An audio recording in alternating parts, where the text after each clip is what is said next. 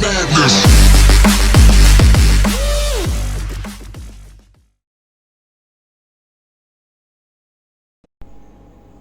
Hello guys, welcome to Tuhin Editing, and today I'm going to show you how you can fit a video as the project size in Adobe Premiere Pro.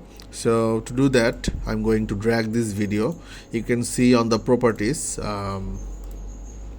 this one is 1920 into 1080p, and this project is a 4K size project. So I'm going to drag this image into the project, you will see it's smaller than the 4K project. So basically this is the smaller size. I'm going to make it bigger and fit on the screen. So to do that, just go to the clip and click on the right mouse button, and you will see scale to frame size.